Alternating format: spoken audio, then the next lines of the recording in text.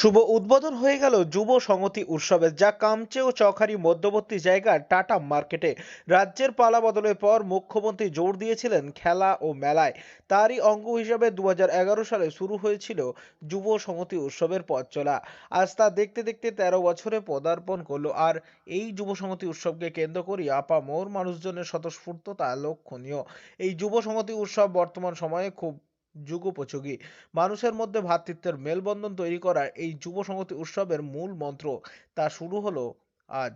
জানা গেছে আজ থেকে 4 দিন ধরেই চলবে এই সংহতি উৎসব। এই উৎসব প্রদীপ প্রজ্বলনের মধ্য দিয়েই সূচনা হয়ে গেল। প্রদীপ প্রজ্বলনে উপস্থিত ছিলেন গোঘাটের বিধায়ক তথা প্রাক্তন বিধায়ক মানস মজুমদার, ছিলেন 1 নম্বর পঞ্চায়েত সমিতির সহ-সভাপতি নারায়ণচন্দ্র পাজা সহ গোঘাট 1 নম্বর পঞ্চায়েত সমিতির বিভিন্ন পদাধিকারী কর্মাধ্যক্ষগণ, ছিলেন গোঘাট ও কুমুরসা গ্রাম পঞ্চায়েত প্রধান। বিশিষ্ট শিক্ষাবিদ হিসেবে উপস্থিত ছিলেন নৌসের আলী। এই যুব সংহতি উৎসব সম্পর্কে উৎসব কমিটির পক্ষ থেকে কি জানাচ্ছেন, চলুন তা দেখে নেওয়া যাক।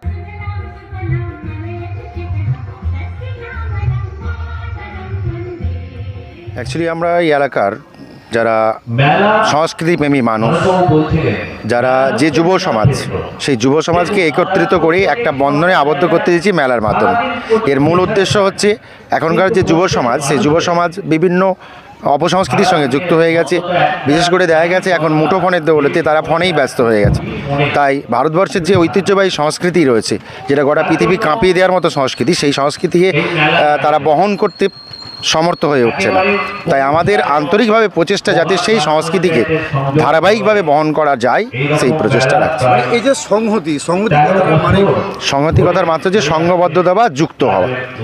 মানে আমরা একটা সময় দেখতাম যে আমাদের এই বাংলা, আমাদের উদ্দেশ্য হচ্ছে আমরা মানুষ, আমরা জীবশ্রেষ্ঠ মানুষ, এটাই আমাদের পরিচয় হওয়া উচিত। আমাদের পরিচয় কোনো জাত দিয়ে হয় না, কোনো ধর্ম দিয়ে হয় না। আমরা মানুষ, এই মানুষ হিসেবে মানুষের সমাজে, মানুষের মধ্যে থেকে কাজ করতে চাই, সবাইকে একত্রে নিয়ে। তাই আমরা সংহতি নামটা দিয়েছি, যে আমাদের মধ্যে কোনো বিভেদ নেই। দেখুন, আমাদের যে কমিটি আছে, আমাদের যে সদস্য আছে, সমস্ত ধরনের মানুষ আছে। আদিবাসী আছে, এসসি আছে, মুসলিম সম্প্রদায়ের আছে, ব্রাহ্মণ সম্প্রদায়ের, সমস্ত ধরনের মানুষ আছে। মানে আমাদের মূল মোটো হচ্ছে যে আমরা প্রত্যেকেই মানুষ, আমাদের মধ্যে কোনো বিভেদ নেই। সেইটা আমরা বেশি বেশি করে এই সমাজের বুকে আমরা ছড়িয়ে দিতে চাই। এটা আমাদের প্রথম থেকেই লক্ষ্য, যখন আমরা এই যুব সংহতি উৎসব এই নামটা আমরা দিয়েছি। ওই যে আমরা একটা কথা শুনি না, থিমটা অবশ্যই সেই রকমই। আপনারা দেখবেন আমাদের একটা ট্যাগলাইন লেখা আছে, সব বিভেদের বাঁধ ভেঙে পৃথিবীটা হোক মানুষের দেশ। অ্যাকচুয়ালি আমরা এই পৃথিবীতে যারা বসবাস করি, তারা প্রত্যেকটাই মানুষ, এবং প্রত্যেকের মধ্যে যাতে একটা সংঘবদ্ধ থাকে, সম্প্রীতি বজায় থাকে, এবং একত্রিতভাবে আমরা কাঁধে কাঁধ মিলিয়ে সমাজটাকে আরও সুন্দর, দেশটাকে আরও সুন্দর এবং গোটা বিশ্বকে গর্বিত করতে পারি, সেই প্রচেষ্টাই রাখি। আলটিমেট এই মেলাকে সামনে রেখে আপামর মানুষদেরকে কি বার্তা দিতে চাইছেন? বার্তা বলতে আমরা সংস্কৃতি বিপ্লব ঘটাতে চাই। সীতারামবাগ এই কি পদে আছেন? সভাপতি এই উৎসব কমিটি। চকখড়ির টাটা মার্কেটের কাছে।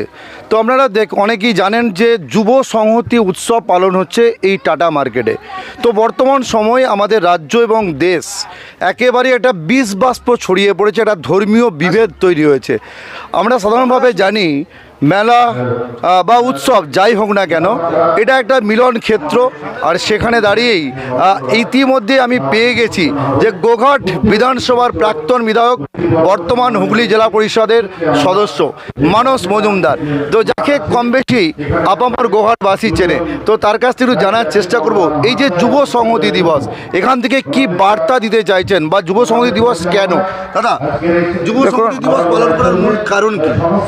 দেখুন, বর্তমান সময়ে সারা ভারতবর্ষ জুড়ে একটা ধর্মীয় অসহিষ্ণুতা চলছে, এবং এই ধর্মকে সামনে রেখে রাজনৈতিক দলের একটা প্রয়াস যে ক্ষমতায় টিকে থাকা। এই যে প্রয়াস, এই প্রয়াসটা সমাজের জন্য শুভ নয়। এই অশুভ প্রয়াসের বিরুদ্ধেই কামচে এবং চকহুড়ি দুটো গ্রামের যারা যুবকরা আছে এবং পার্শ্ববর্তী যারা যুবকরা আছে, এদের সাথে জড়িয়ে আছে। তারা 13 বছর আগে, 12 বছর আগে চিন্তাভাবনা শুরু করেছিল যে আমরা হিন্দু, মুসলিম, আদিবাসী, আমরা একটা জায়গায় দেখা গেলো একই পাড়ার মধ্যে বসবাস করি, কিন্তু যেভাবে ধর্মীয় অসহিষ্ণুতা সারা ভারতবর্ষে ছড়াচ্ছে, তাতে আমাদের মধ্যেও বিভেদ তৈরি করে দিতে পারে কেউ বা কারা। তো এই অশুভ প্রয়াসের বিরুদ্ধে চিন্তাভাবনা করে এলাকার যুবকরা এই যুব সংহতি উৎসব শুরু করে, যে আমাদের যুবকদের মধ্যে যদি মেলবন্ধন সঠিক হয়, মজবুত হয়, তাহলে যতই অসহিষ্ণুতা আমাদের কখনো আলাদা করতে পারবে না।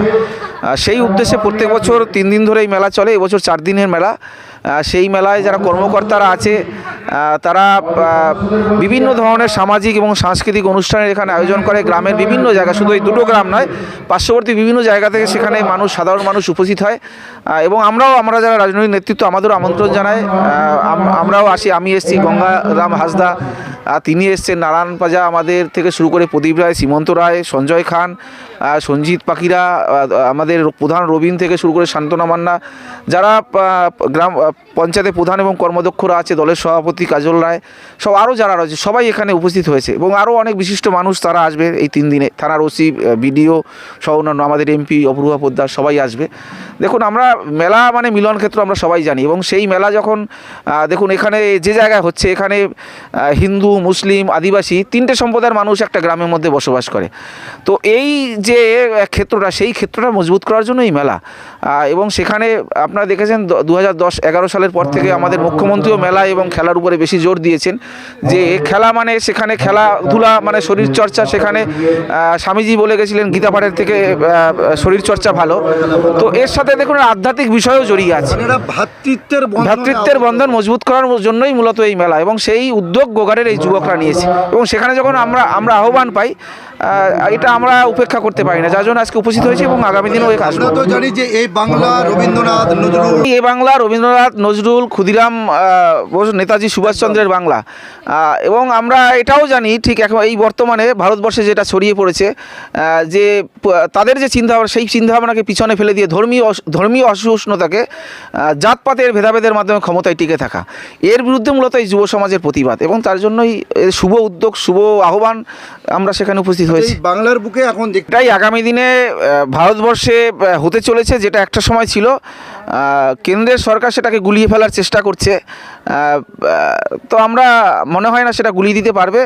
বাঙালি বরাবরই মাথা উঁচু করে দাঁড়ায়, হয়তো সাময়িকভাবে পিছিয়ে ছিল, আবার বাঙালি মাথা উঁচু করে দাঁড়াবে, এখানে আটকাতে পারবে না।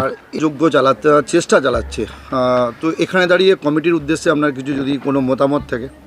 দেখুন, এই কমিটির যারা আছে তারা সবাই আমাদের সাথে আলোচনা করেই কাজ করে। তো এই কমিটিকে মতামত দেওয়ার নতুন কিছু নয়, আমাদের সাথে আলোচনা করেই মেলা হয়। এবং এবছরও হচ্ছে, এবং আশা করি আগামী দিনে এবছরে যদি কোনো ভুল ত্রুটি থাকে, তারা নিজেরাই সেই ভুল ত্রুটি প্রত্যেক বছর তারা নিজেরাই রিভিউ করে। আশা করি এবছর তারা নিজেরা রিভিউ করবে কোন ভুলটা এবছর হলো, সেই ভুলটা সংশোধন করে সামনের বছর মেলা করব। বলছি, মানস মজুমদার বিধায়ক হয়ে আসার পর একটা কথা শোনা গিয়েছিল যে গোঘাটের ছেলে মানস মজুমদার, কিন্তু বর্তমানে মানুষ নাকি মানস মজুমদারকে গোঘাটে সেভাবে পাচ্ছে না, কি বলবেন? দেখুন, আমাকে যখনই যারা যেভাবে ডাকে, সে আমি এখন জেলা পরিষদ সদস্য পান্ডুয়ার হলেও আমি তখনই সেখানে, এবং এখনও আমার যে অফিসটা আমি চাইনি, অফিসটা সেভাবেই আছে, আমার বাড়ির মতোই আছে। আমি সেখানে আসি, এবং গোঘাটের যারা নেতৃত্বরা আছে তাদের সামাজিক সাধারণ কর্মীদের কোনো সামাজিক অনুষ্ঠান বা কোনো দরকার, প্রশাসনিক দরকার, এখনও যদি তারা ডাকে, আমাকে সেভাবেই পায়। আমার জায়গায় কোনো ঘাটতি নেই, আমি যেভাবে আগে ছিলাম এখনও সেইভাবে আছি। কিন্তু ক্ষেত্রটা বড় হয়ে যাওয়ার জন্য আগে গোঘাট কেন্দ্রিক, সেই গোঘাট কেন্দ্রিকে হয়তো সামান্য ঘাটতি হয়েছে, কিন্তু আমি গোঘাটের মানুষের জন্য যে টান, সে টান তো নারীর টান। ধন্যবাদ। এবার পুজোয় জনতা জনার্দন নিজের পদযুগলকে ভরিয়ে তুলুন নতুন সৌন্দর্যে। ভাবছেন কোথায় যাবেন? তাহলে দেরি না করে আজই চলে আসুন জনতা শু হাউসে। কামারপুকুরে এই সর্বপ্রথম এসি শোরুম জনতা শু হাউস আপনাদের জন্য নিয়ে এসেছে বিভিন্ন নামি দামি কোম্পানির হাল ফ্যাশনের সমস্ত রকম জুতার সম্ভার।